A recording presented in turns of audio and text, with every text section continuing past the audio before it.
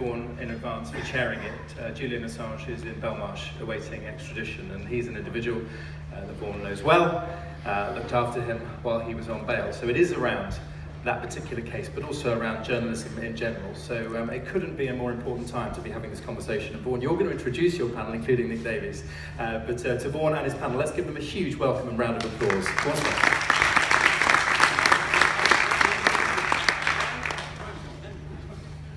Thank you very much. Now, I'm going to chair this panel, but also talk a bit as well. But I'll introduce people. On my left is Birgitta Jónsdóttir, who is an Icelandic poet and politician and activist. I've heard you described as a poetician, which I think I quite like. But she's also somebody who knew Julian and knew WikiLeaks at the very early stages in Iceland, so she's got some great insights and some real passion behind that. And then there's Nick Davies, who I personally believe, is a case to make for him being the best investigative journalist in the country. I'm a massive fan of what he's done. He's the person who brought the story, the WikiLeaks story, to The Guardian and the consortium. And so we really do have an incredible panel to talk about this subject. But I'd just like to explain, the title of this is Journalism is Not a Crime. And we've discussed this, and what we really want to talk about is the US extradition. But that's not to diminish the importance of a lot of other issues that relate to Assange that we all know about. The Swedish case, there have been various attacks on his character. We're not trying to dismiss those, but what we have agreed is we'd like to focus on the US extradition because we feel that really matters. So I'd like to start by going to Nick and asking him why does he think the US extradition really matters? Okay, so to endorse that, so I worked closely with Julian. I've had trouble with him sometimes, and I don't think that matters at all. I'm not interested in any of the conflict I've had with him in the past, because this threat from the Americans is too important. I would say one headline way of looking at that is to say that this attack on Julian, which has been constructed by the Department of Justice, has nothing to do with justice at all. This is politics. It's a politically motivated act of revenge. We can come to this in detail, that the indictment itself is constructed politically. I'll come to it in a moment. But if we just go back, I first worked with him when we were working on the first package of information which was released by that extraordinarily brave person, Chelsea Manning, in jail now again. Let's come to her too. Now, look at what we found in this first package of information. This was a record of US military activity in Afghanistan, 91,000 documents. We found in there, for example, that secretly the Americans had set up a unit which was known as TF-373, Task Force 373. And the explicit job of this unit was to murder people. Now, they were doing this in the same way as they were also seizing people and sending them to Guantanamo Bay, i.e. somebody in the Northern Alliance says that this guy is a Taliban, so we seize him. Now, the people in Guantanamo Bay survived long enough that many of them were able to show, even to those military kangaroo courts in Guantanamo, that they were innocent. You may be familiar with these cases, some, including British citizens who were finally released. In the case of TF-373, on the basis of the same sort of untested intelligence, they were going out and murdering people. Now, if you want to call yourself the Department of Justice, then when that happens, when it's exposed inside your own military records, when it's all over the front page of The Guardian and the New York Times and Der Spiegel, who were the papers involved, you have to get in there and implement some justice. Arrest people who murder other people. They did nothing. In the same bunch of documents, there was numerous examples of US military casually killing civilians. The classic kind of case is a car approaches a US checkpoint, it doesn't slow down fast enough, the soldiers open fire, they kill the man, the woman, the children in the car, and that's it. There is no investigation. With most of these incidents of killing civilians, They had not said anything about them publicly. We were the first people who could expose it. You might like to think there would then be an investigation. How the fuck did this killing happen? Who's responsible? Who's going to take responsibility? Nothing. The same Department of Justice, which was perfectly happy to ignore their complicity in the most serious crimes you can imagine, now come charging in trying to pretend that the guy who enabled those crimes to be exposed was, by doing so, committing a crime. This has nothing to do with justice. And I'll hand over to you, but just take that as a starting point. And I have had my problems with Julian. I know lots of people, I have friends who say, well, I'm not going to support him because of Trump or Swedish women or whatever. It just doesn't matter now. Put that to one side, because we'll build on this. The sheer stinking injustice of what is contained in this indictment is only the beginning. It's also about threat. And there are different aspects to that, but let someone else have a go. Yeah, such good points.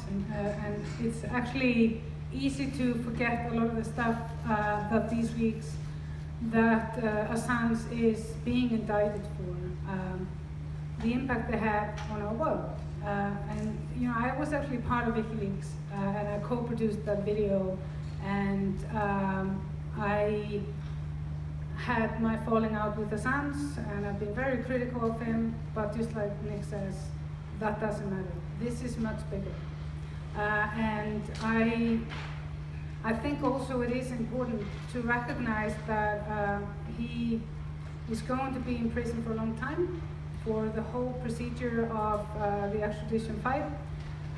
He's in a high security prison. Chelsea Manning just got 1 more year slapped on her. And it is important to recognize also that this particular indictment was actually the Obama administration decided not to do it because of the threat that it has on journalism. Because if this goes through, it will be a crime to report about war crimes. It will be a crime to get stuff from whistleblowers. And so all journalists that are interested in particularly in keeping their government honest are going to be under serious threat.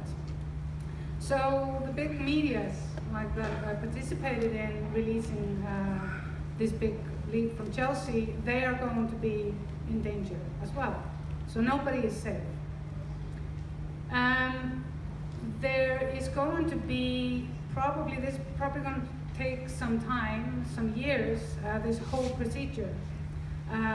But while it's happening, Assange and Chelsea are going to be in prison. And for what? It's important to recognize for what. So Chelsea Manning, the soldier formerly known as Bradley Manning, is an extraordinarily brave person. So just to capture what she's been involved in, she's working back then in 2010 in a US military base outside Baghdad. Her job is 2009. to be... Is it right? Yeah, it was 2009, and then the release was 2010. Okay. So she was, yeah. And her job is, she's an intelligence analyst, so she's reading through all this masses of material, and somebody will say, we need everything you've got on this village, or whatever, and she has to pull it out. And while she's reading it, she can see the evidence of this grotesquely immoral and criminal behavior, and all of it's marked secret. So at the risk of everything, her career, her liberty, conceivably even her life, there was a death penalty lurking here, she took an extremely brave decision to copy this material and push it out to WikiLeaks. Having done that, she then gets caught. You may remember that she was held in conditions in a military prison which were extraordinarily cruel and humiliating. For example, they made her spend days and nights without her clothes on. They wouldn't allow her to sleep between 5 o'clock in the morning and 8 o'clock at night, and so some of the time they made her stand. If she tried to lie down, they'd come in and kick her. They were doing things like creating disciplinary offences by saying, turn left, don't turn left. So, okay, you just disobeyed a lawful order, penalty. It's horrible, horrible. She was sentenced to 35 years in prison. After she'd served 7, Obama, just as he was leaving the White House, commuted the sentence to 7 years, so she was released. You might think that that was the last time she ever wanted to get close to that scene. March this year, while Julian was still in the Ecuador embassy, the Trump administration, with all the bad things that that means to you, decided to produce this indictment. So there was a court hearing, and the judge said, Chelsea Manning, come here. You have to make a statement about your dealings with Julian Assange. She said, I refuse. So the judge says, well, you're in contempt of court. And they sent her to prison, and she's still there. It's an extraordinarily brave woman. Just earlier this month, he brought her back to court. Are you going to talk? She says, no, I'm not going to do that just because it's a wrong thing. Why should I do a wrong thing just because you threatened me? So he's given her another 12 months in prison. That's where she is now. So she's right up there with Julian as a victim of this injustice. It's disgraceful what they're doing. Okay. There's a lot of things to say about Julian. Let's do an underlying thing. Is it all right to keep talking? You may remember about 6 weeks ago there was a big row here because the emails of the UK ambassador in Washington DC were leaked.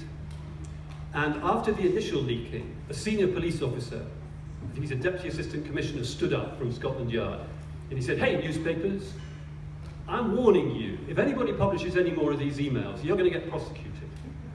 Across the political spectrum, from Jeremy to Boris, everybody stood up and said, why don't you shut up, back off? And he did. He was forced to sit down and issue a statement retracting the threat.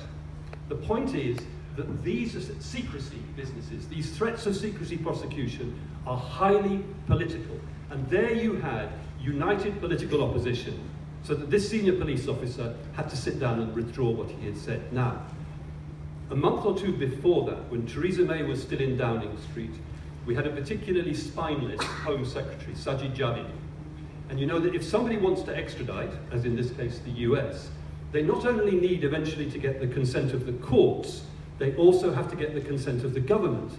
So, Sajid Javid is sitting at his desk, somebody puts in front of him a piece of paper that says, Uncle Sam wants to extradite Julian Assange, and he signed it. He's already signed it. And that's because there was no significant political opposition. You see what happened with the ambassador's emails? Boom, big political support, it makes a difference. It wasn't there. And that's part of the reason for talking, that in the absence of powerful political opposition, the Americans are having a free run to do something which is terribly wrong. And that part of it, the political end, isn't over. It looks highly likely that at some point in the next month or two, there will be a general election. And whoever wins it, there will be a new Home Secretary. And that process can begin again. And therefore, there is still time to try to apply political pressure that would change the way in which the next Home Secretary behaves when that piece of paper is put in front of him or her. Which is why it's so important that we all go out now and start revolution. But I think we must, because I think what we've got to do is look at that this fits within a pattern happening elsewhere in the world as well.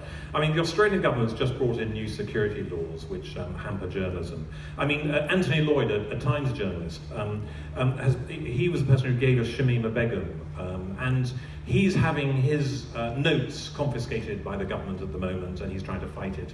I mean, Dorothy Byrne, a very senior person in Channel 4, said that, you know, our Prime Minister was aping Vladimir Putin's media strategy. I mean, you know, it goes on and on and on. We've got to understand that this fits within, you know, a wider problem. And Julian Assange and his US extradition, I feel, are a very important part of this. And one way to fight back is whatever we think of Julian Assange, is to try to prevent that extradition, which is wrong. But I wanted to ask a little bit about the Espionage Act, because this is all based on something called the Espionage Act, which I know that you know about, and I'm wondering, well, I'm hoping you know about, I'm sure you know about. I wonder if you could explain why it's such an inappropriate bit of legislation that's being used here. Which everyone likes to answer it. Okay, I can do it. I'll try. You can see this is carefully scripted. So, the Espionage Act presents legal and political problems for the Department of Justice if they admit that what they're attacking is journalism. The legal problem is that there are specific defences built in to the Espionage Act that make it just about impossible to use it against journalists. The political problem is that in this case, if they tried to come after the journalists who were involved with helping Julian to publicise the material that Chelsea Manning delivered, that would involve taking on every single major media organisation on this particular planet. And even Trump, in all his madness, even that awful Attorney General, William Barr, in all his intellectual corruption, haven't got the balls to do it. So for legal and political reasons, they are not going after the journalists. So what they've tried to do, this is the political element I was talking about earlier, is to contrive a charge that isolates Julian, that pretends that what he was doing wasn't journalism. It was some other damn thing that we can have a go at. So you may know that the first charge that they produced after he came out of the Ecuador embassy was translated very badly by newspapers as being that he had hacked into this huge database at the US military base in Iraq. Well, that isn't true, because as we've said, his source, Chelsea Manning, who there's no question she was the source, was an intelligence analyst who was allowed to have access to that material. There was no question of hacking in order to get hold of it. What the allegation actually consists of is somebody who is alleged to be Julian, we must be careful here, doing what I certainly would do and any reasonable journalist would do in that circumstance. So if it was me, this is what they're saying happened. The journalist says to the source, look, you're giving me all this secret stuff. You're risking your liberty, possibly your life, and I'm worried that you're leaving electronic footprints. Why don't we try and make it look as though you're an outsider who's hacking in? Together we can probably suss out the password so that you could come back into the system to which you, O source, are allowed to have access and make it look like you're an outsider, right? So that's all that happened, was that they were trying to contrive a password so that they could cover Chelsea Manning's electronic footprints. And so can you see, if you start from the premise that Julian's activity is journalistic, they can't admit it's journalistic, they have to try and find something else, anything else that they can throw at him that doesn't run into the legal and political problem. Bingo, says some servile attorney creature in the Department of Justice, let's do it this way.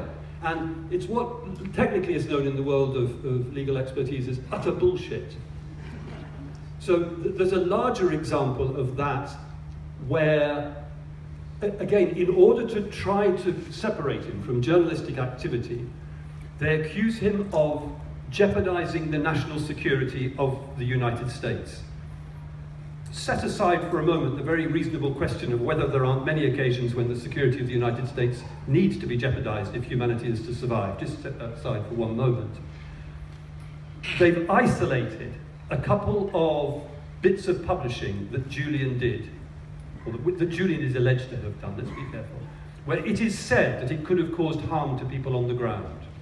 Now, A, they have said to themselves repeatedly that no such harm occurred. B, even if harm were to have occurred, there's an enormous jump from that to saying that the security of the United States was jeopardized. So in those charges in the indictment, as with the one about the hacking password, you can see them stretching out right onto the edge of events, desperately trying to find some way of contriving a charge which isn't journalistic that they can throw at him, even though clearly his role was journalistic. That's why I'm saying it's politically motivated. They're constructing an indictment to pick off one individual while ignoring the mass, I mean the hundreds of journalists who were involved, ignoring them. Yeah, and the interesting thing also is that there were a lot of very serious crimes exposed. Yeah. Like you said earlier, nobody's been held accountable for them. Like for example in Collateral Murder, how many of you have seen the video of the gunning down of the civilians from the helicopter? Right, so you might remember that they decide to shoot the van with the people that are helping the wounded men to go to a hospital. And I remember when we were, Iceland was the first country that got to bring the news about this, and we got somebody from the Red Cross to come and talk about what she saw. And she said that this was as if they were shooting a Red Cross van. And so that is like a breach of, all these things that we hold sacred about what, if there is such a thing as, proper conduct during times of war. But it's like none of these things have ever been taken anywhere. It's unbelievable. And also in regard to the this whole thing with the Assange and dragging this out for a long time, I'm really worried about that as well, because I think this should be just thrown out. This is just so ridiculous. Because if you have somebody like that, and like he's now in maximum security, there is great fear that something happens to him, so he is sort of in an isolation within the maximum security. It's very difficult to know how he's doing. And so if we are going to be seeing a case that's going to take for years and years, I am deeply worried about his health, you know.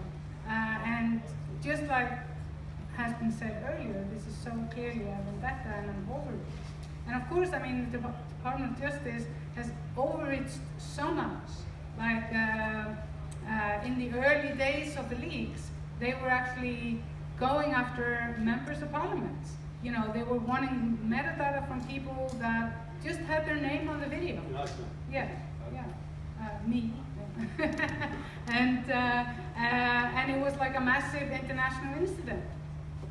And they have just gotten away with overreach.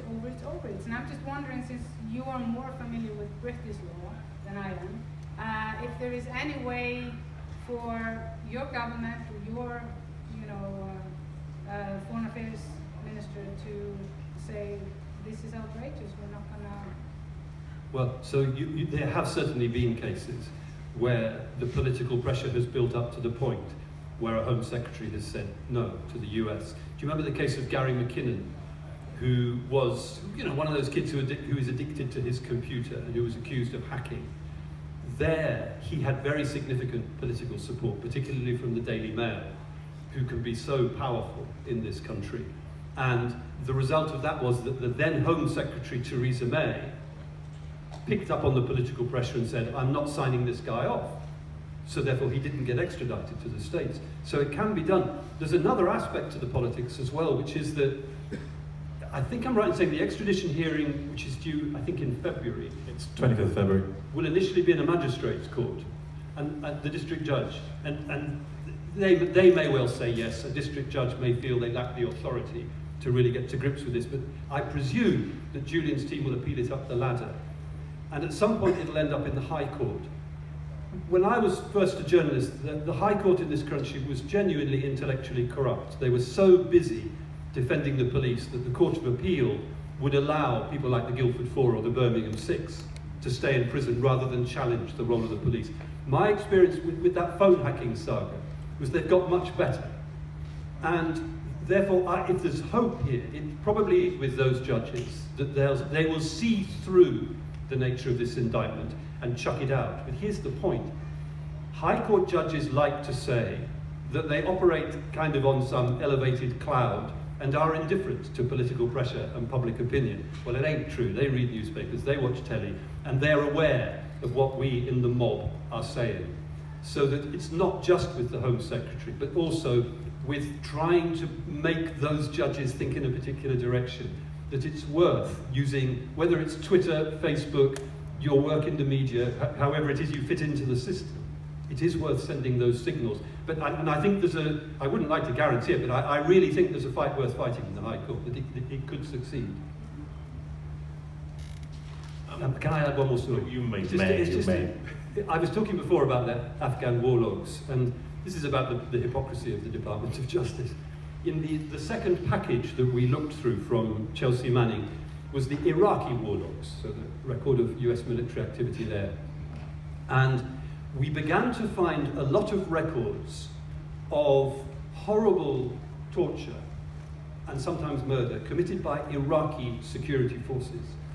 And there was no question that the US forces knew the detail of this because we're reading their records.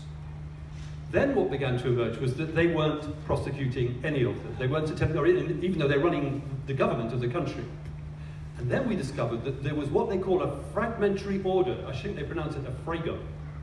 242, I think, was the number, where they had explicitly instructed their personnel all the way down to the ground not to investigate or attempt to take any judicial action against any Iraqi security person who was involved in torture or murder. For political reasons, these are our new allies, we have to pretend that all is well. A complete war, you carry on torturing. And I'm not going to burden you with this, but the detail of that torture was sickening. Some of it was Shia-Sunni conflict, some of it was simply crime. We arrest the father of the family, We torture him, and we make it clear to the family we're going to carry on doing that until they give us a pile of money. And the Americans who are in charge saying, that's okay, Johnny, just with Frago 242, nothing to do with us. And within that, just one final thing.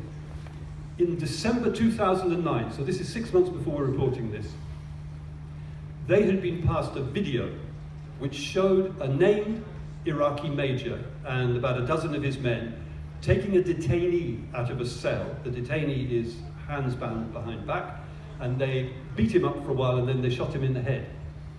It's on video. You couldn't have stronger evidence. They've identified the major. His name is in the report. Nothing was done. So it's just the more you look into this, the more you see the US complicity in crime being concealed by an attempt to pretend that the guy who released it is the criminal. I mean, it's sickening and it's sick.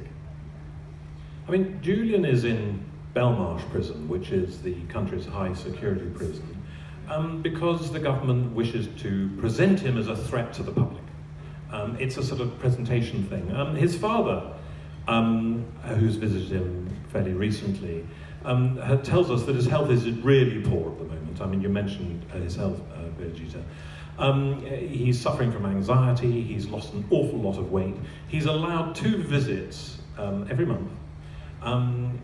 Which is what you're allowed there. It's appalling. And he's also allowed legal visits, which are separate. But what they're inclined to do and have done to him is the prison wardens like to express power over their prisoners, and they will cut those visits down. So they will deliberately mess with people. So, you know, it's really bullying, this. Whatever you think of Julian, what he's done right and wrong. I mean, we live in a society, and as humans, we're quite poor sometimes at dealing with people who our governments don't like, or sometimes don't say things we don't want to hear. You know, you can talk about, or, you know, Alan Turing, Socrates. There's something about us that we don't protect people who perhaps don't always fit in, or we want to believe things that aren't entirely true about them.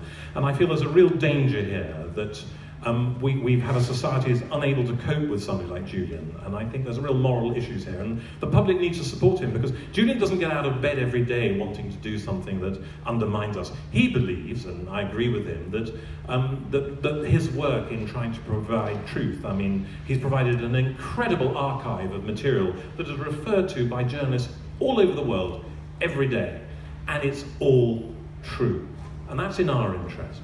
There's another angle here. Birgitta and I were talking before, and I was saying that how I stopped being a journalist 3 years ago, and part of the reason for that was that I completely lost faith in the idea that 40 years earlier had made me become a reporter, which was that you could use words as weapons to make things change. And for various reasons, it seemed to me that that just didn't work anymore.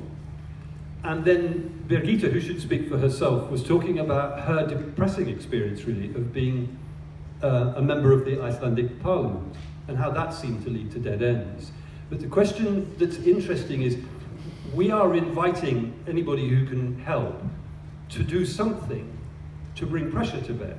But honestly, I'm not quite sure what that consists of, but I think Birgitta has thought more about this than I have. But so what are we supposed to be doing? Are we lobbying our MPs? Are we writing letters to newspapers? What is it that nowadays we're supposed to do? Yeah, I mean, I certainly don't have all the answers, but I think it would be very useful to remind people about what the indictment is about. Like what, you know, I think that's important. I think it's important to get, you know, put pressure on people that are worried about their sort of electability, and to put pressure on journalists. But I mean, it's like we live in a society where like everything is just 15 minutes. So, you know, how do you maintain and push for things that sort of get buried, you know, in our own minds, because there's always something new. Sorry. So yeah, and so I think that, I mean, if you want to do something today, you know, there is information available on how we can just write to Chelsea Manning or Julian Assange. And I think that could be an empowering way just to say thank you for, you know, the Iraq war logs or something like that. I mean, that is a way to connect you with this particular matter, because we lose attention so easily. You know, I personally, you know, I would like to be doing a lot of other things, you know, but there are certain things. I remember when I was trying to, and this is just a general advice on how we as individuals can have an impact on stuff. And so around the Olympics in China, I got appalled by the violence against the Tibetans. And so I just, you know, individually started to protest outside the embassy every week, every Saturday for 9 months. And actually, by doing that, I got Tibet to be a part of the discussion, to be written about, for Tibetans in Iceland to be interviewed, and to empower, you know, a handful of Tibetans that live in Iceland.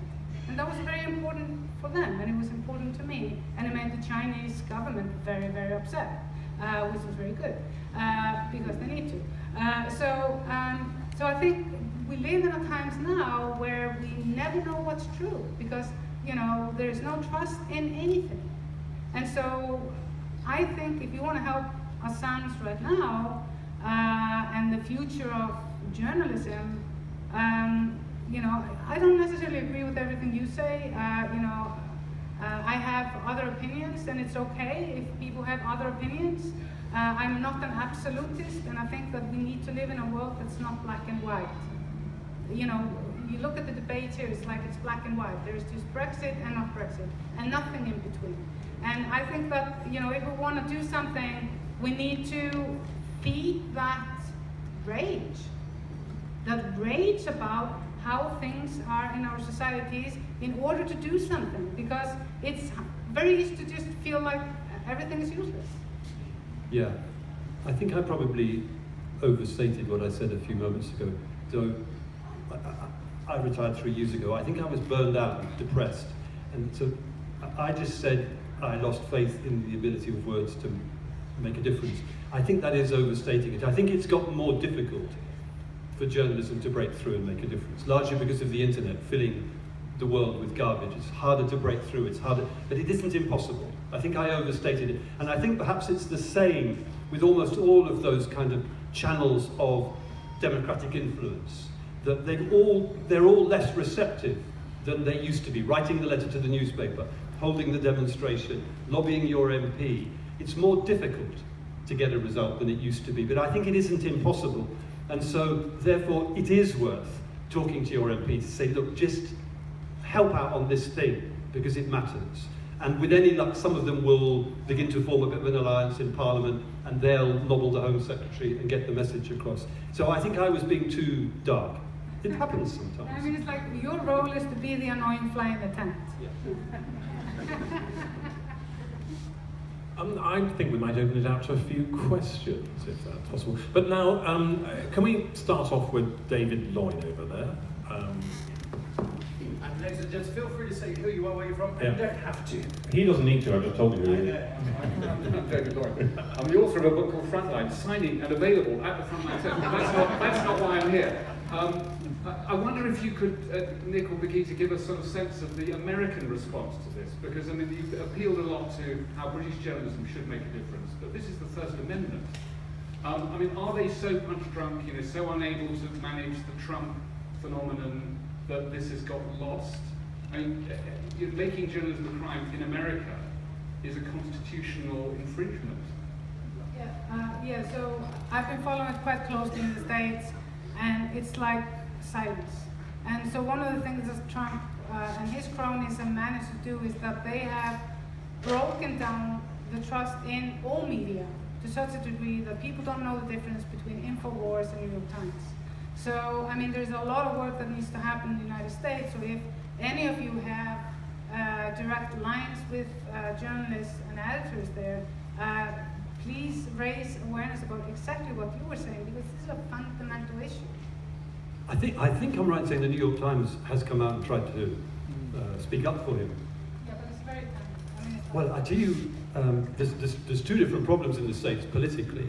One is that those people who voted for Hillary Clinton are finding it difficult to come over the line and support him on this issue, and they need to The other thing that happens is that, I remember the New York Times did run a piece saying, this is wrong, Julian Assange should not be indicted in this way. Now, if ever I'm in the kind of trouble that Julian is now facing, I hope to God I don't have the kind of online supporters that he suffers from. So there are, we call them the Assangistas. They are the kind of social media trolls who've given social media trolls a bad name. Just marinated in ignorance and hatred. So when the New York Times surface and try to do exactly what we've been talking about, create a little bit of political support in the centre ground, they come shooting out from the sideline and saying, you're all liars, you're only saying that because you're afraid of going to jail, you're all scumbags. How does this help Julian? For God's sake, if there's any of the trolls watching this on Twitter, just practice breathing deeply and shut up. And may I add, because like talking about the trolls, I'm sorry, because like I'm going to defend the trolls. there is this new, like, okay, I admit I have like obsessive disorder, so I have obsessed about just the demography and everything about sort of WikiLeaks Assange supporters. And so, like, it's not only do we have the Assangeistas, but we also have the QAnon trolls. I don't know if you're familiar with that insanity. So QAnon is basically somebody that claims that he is the deep throat for Trump, that Trump is going to destroy the Swarm, and so on. And they are constantly posting that Assange is dead, Assange, it's safe for him to go to the States, blah, blah, blah. And then he also has, you know, there's a new, if you go on the WikiLeaks Twitter feed, you will know exactly what I'm talking about. So the comments there are all from these Trump supporters, which is not helpful at all. And so they are like saying Chelsea Manning is disgusting, she's a man, blah, blah, blah. But there is no editorial thing on the WikiLeaks Twitter feed either. There is nobody calling them out and saying, look, stop this, you know, attacks on Chelsea, for example. It really annoys the hell out of me. Well, at the same time, I'm going to defend them. Why not? Hey, look. I mean, look at the way the mainstream media have actually behaved. They're very happy to go on about describing him as somebody who doesn't wash. Who, you know, the Ecuadorian story that he wiped feces against the wall, which I know to be untrue, was all presented in the media. So I think this is a reaction to a media that has chosen to personalise this as well on one level. Some of the journalism on Assange is you haven't let me finish. You're interrupting me.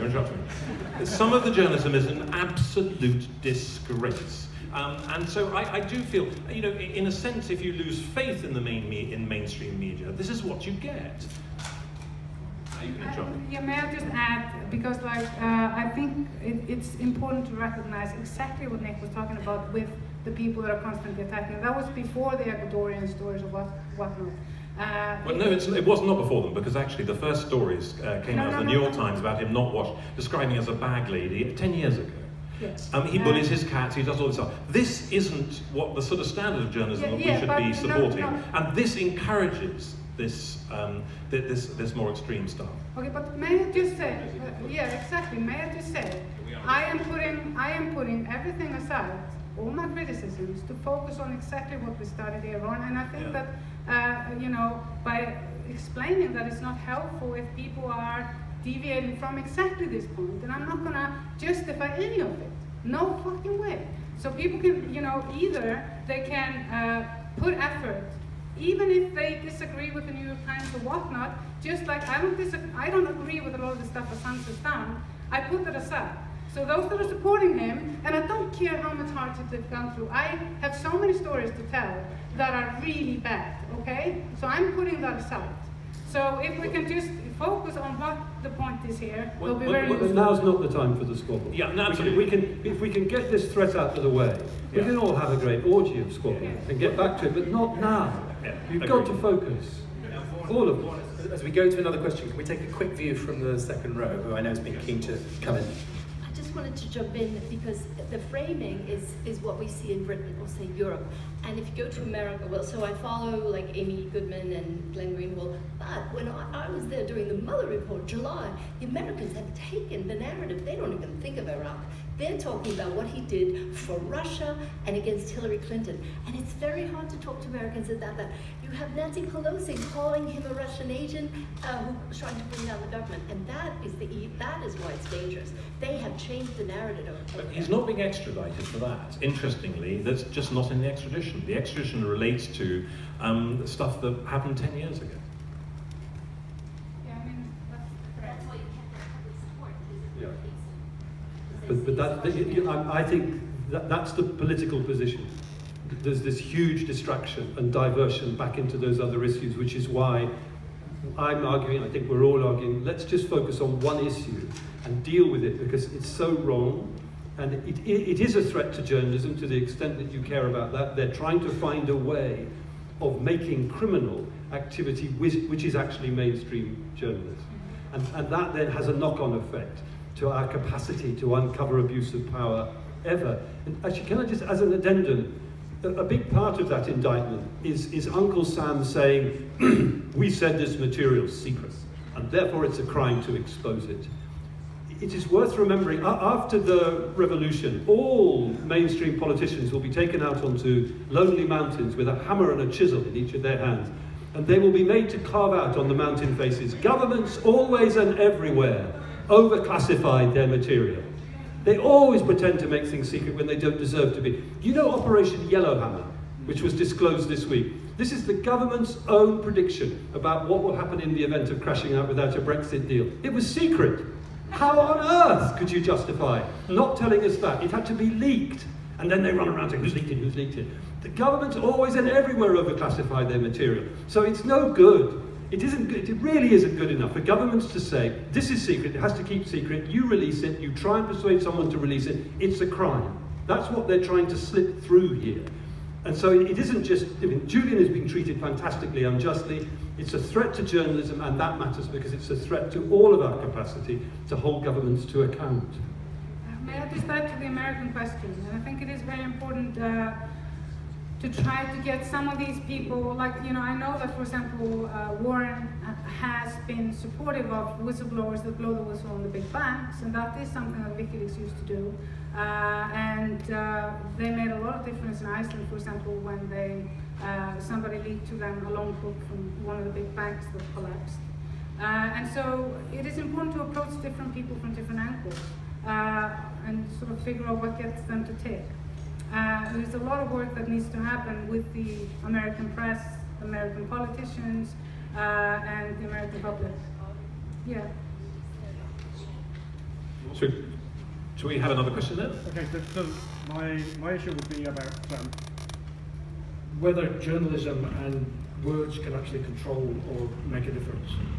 One of my biggest problems at the moment within the UK is who's controlling the narrative and who's creating that balance. And the sheer desperation and disappointment I have in the BBC, particularly, and several journalists in there who, if you'd asked me 10 years ago, these guys were really good and they were fundamentally good journalists. And what we see now is very little of the control going on, and very little criticism, and very little challenge going on, and false bias of one form or another.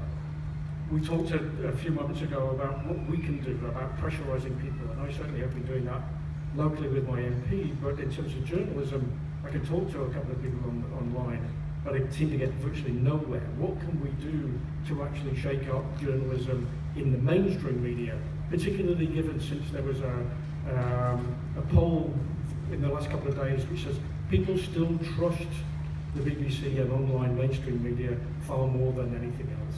Well, luckily Nick wrote a book about this. So I was a journalist for 40 years. I ended up spending the last 10 years trying to expose my own profession. And so I wrote a book about it. I don't want you to buy it, but steal somebody else's copy. It's called Flat Earth News, and it was about falsehood, distortion, and propaganda in news organizations. And it was an attempt to expose the scale of that and to explain its origins.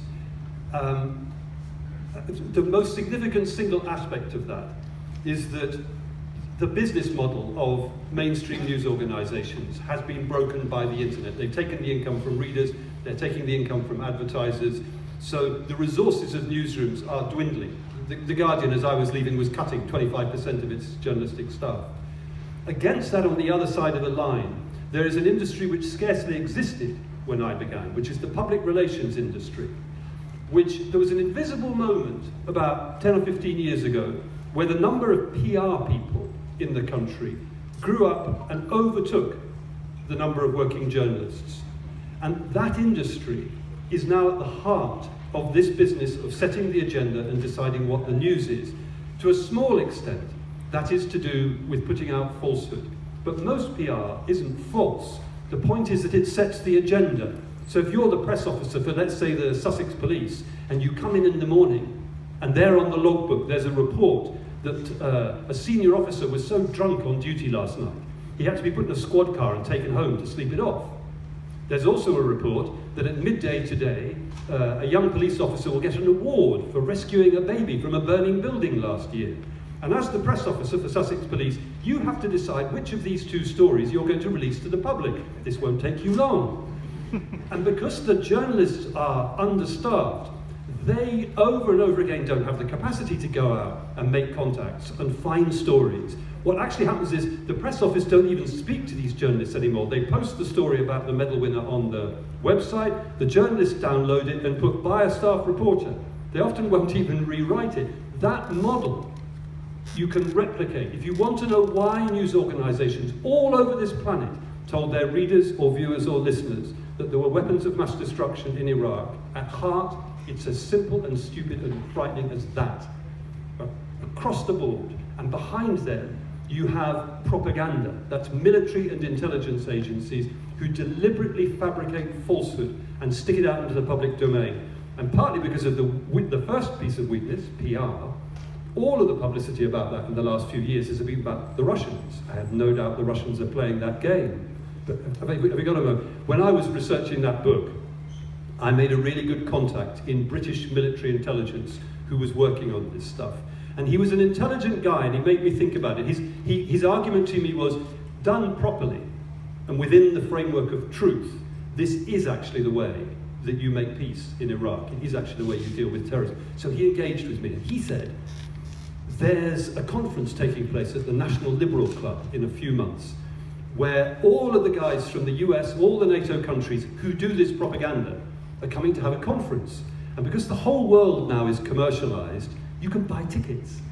So I went, he gave me the form, I filled it in, Nick Davis, Guardian, which sounds like a security company, paid my money, and then I turned up there. So there I was in the National Liberal Club. There's a lot of American guys with tremendously prominent muscles and very short hair. We're all sitting around the table, and it's just beginning to start, and suddenly they went, ha, there's a pest in the room. And they gathered around me, and there was a lot of toing and froing, and there were two good things. One was the military intelligence guy came and joined the crowd and started to say, well, you know, I mean, he's here. And I said, well, and I've got a legally binding contract because I have paid. So in the end, there was a compromise where I was allowed to stay, I was allowed to report whatever was said, I was allowed to report who was there, but not to hook the quotes up to the individuals. So it was like a 9 out of 10 victory.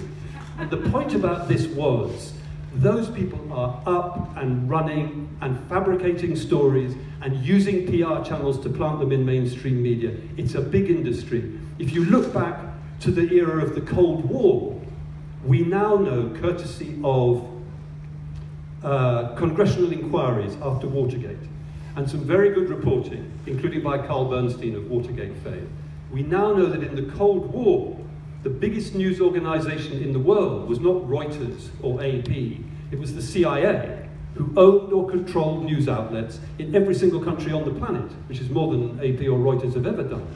Okay, well that sort of dwindled at the end of the Cold War. The budget was cut. Well, after the September 11th terrorist attacks, that budget's been piled in, and that little conference I was sitting in was a manifestation of that. All of those countries specializing in winning wars in the information battle space, as they call it. And so it's PR and propaganda. They're out there and very, very busy and very, very powerful, and the journalists are weak by comparison. Next question? We have some questions over there. Should we just take a pair? We've just got less than 10 minutes left. We've got less than 10 minutes left, so we're going to take a pair. And I'll head over there. You go first, please. We're not leaving. Sorry. Hello. Oh, right. I just wanted to talk about the extradition hearing in February that you mentioned. And you said that the extradition is subject to the Home Office as well as the court approval. And I just wondered whether you could remind us of the test that the court will apply to that, because it seems to me that if the indictment is a sham, that will become evident in those proceedings. And if the order for extradition is linked to the court being satisfied, for example, that there is a credible criminal charge, that is a real opportunity to challenge the extradition at that stage. I don't know whether the Home Office can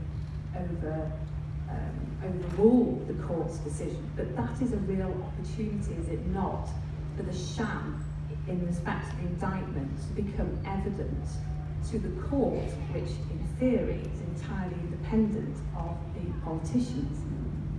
In theory. Hold that question. Independence is in theory. Thank you. In the build-up to the hearing, do you think there is any merit at all in linking the way Assange is being treated at the moment with the way in which Nazanin Ratcliffe is being treated in Iran? Is that enough? Just dealing with the first one, I'm not a lawyer, so I'm stumbling here a bit. But my understanding is that the US need the consent of the Home Secretary and of the court, two separate ticks.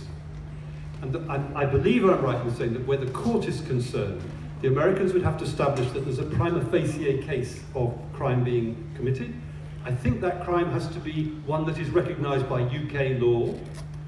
And furthermore, I think there's political exemptions. If you say this is a political extradition attempt, I think there's at least 3 hurdles that they have to get over. So I'm trying to say, I'm not sure that the lowest court is going to have the muscle to stand up to this and chuck it out. But I do think that it's well worth lots of it being focused on. I mean, to me, as an outsider, I think maybe that's the best chance, that the courts will just chuck this out. Because I'm afraid that, I mean, this is a big leap, but it looks like there's an election. I am very worried that the Boris Johnson crew will get back in.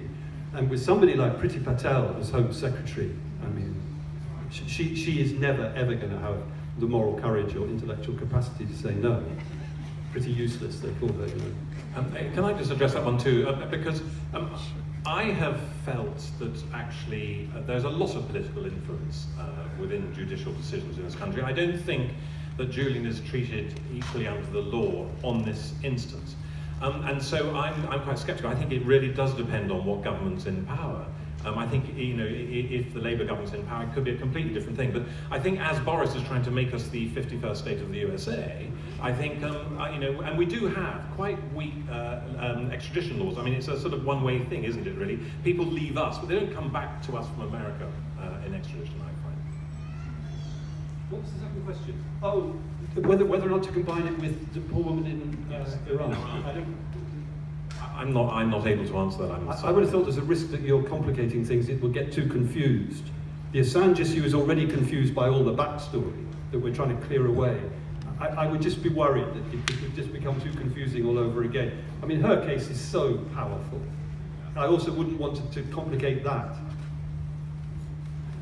Okay, I feel we've moved to our final 2 questions, one from this lady here. Does anyone else have a question sitting in the room? I'll come straight to you after that. Thank you. This is a quick recommendation for people who are confused necessarily by fake news, the complexities of Julian's life and his history. I've been involved, I will say, with his case for at least 15 years, so I've followed it closely. There is a website called the Courage Foundation. Just look it up, or if you'd rather tweet, look up Twitter. They have the references to the facts. And the worst thing about Julian's situation is that, with great respect to journalism and journalists, I was married to one who was very involved with Julian too. You know, there's a lot of opinion floating around, unsubstantiated opinion. And it's very easy to look it up. Look up the facts of what he did. What impact it has will take generations, because the reach of WikiLeaks is around the world in many, many ways, and it will take scholars and journalists and people on the ground to document and understand the value of him telling the truth in the way he did. So I just say, look up the Courage Foundation. It doesn't take long, and you will get the facts. And congratulations for whoever listens to Amy Goodman, because she is outstanding in her support of Julian. Again, evidence-based journalism is rare. Thank you. Last question. Thank you. Considering the past, and Mr. Davis has been a critical Julian Assange, but turning leaf now over and defending him, I have here a number of flyers that the Courage Foundation has produced about how to write a letter to the MP. And my question to you is, will you take a flyer? And when you write to him, and anyone else who wishes to have a flyer, they're welcome to come and see. Thank you. Thank you very much. So, you want me to wrap up now, do you? Well, I am also conscious, Rob, that those last two independents had a witness authority. So, would you like to take a final question from the room with there? Do we have a final question? Do we have a final waving in the boat? Okay, that's all right. We'll have a man on hat. Question? I suppose on hopefully a positive note, it's been really interesting as it is for everybody. But you know, is there a campaign that journalists are joining to stand in solidarity with Julian around the world? Does it exist? Does it need to exist? I'm just a member of the public. I'm an ex-journalist. But if the journalists are so at risk, is that space left to be populated, or is it up to WikiLeaks to run their own campaign for their publishing? That's a very good question. I think, first of all, there has been this problem of the people trying to step forward to help Julian and his online supporters attacking them like a swarm of wasps, unhelpful. But I would say in this country, the natural focus for that would be the NUJ, the National Union of Journalists, whose leadership are not at all bad. And I'm glad you made me think about that, because I'll talk to Michelle Stanistreet, the General Secretary, and see what she thinks. I would have thought, do you agree that sounds like the natural kick-off point for it? Unless anybody's got a better idea. But I think generally, I mean, I'm old and tired, and you've got more imagination and energy, and you will think of other ways also, but I'm very glad you said that. Yeah, I mean, I think that there's also been, you know, many journalist associations from the world, around the world have issued statements. But certainly I think, and I've been discussing it with some people, that it's very important that we do have, you know, a strong list of journalists, members of parliaments from around the world, and so forth, that will sort of push for example, Amnesty International could do something to raise awareness. Both they used to do it for Chelsea, maybe they can do it for them both now. So if there's anybody with connections with Amnesty International, that would be good. You know, Reporters Without Borders would be an obvious spot to start with. I mean, I could add to that. I mean, you know, you're a Byline. I think that's part of it too. But also the Frontline Club, an outfit that I started, which is a press club. It advocates for journalist freedom too. So I mean, there are institutions, and I think they're gearing up because obviously we feel we're in crisis. Look, I'm going to sum up. I'm going to first thank Brigitte and Nick for coming here. I think, you know, on behalf of the audience, I think we've been incredibly lucky to have both of them here. Now, actually, I hope we've demonstrated that we can quite easily disagree about matters of Assange.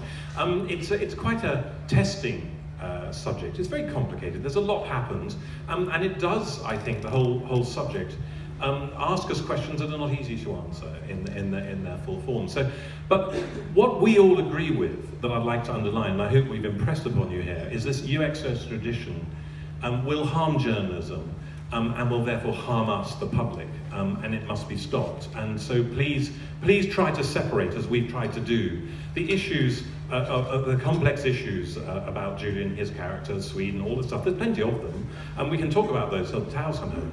But what we can't do is talk about those and see him extradited to the US, because that will affect us. Absolutely, it will affect us. Thank you very much.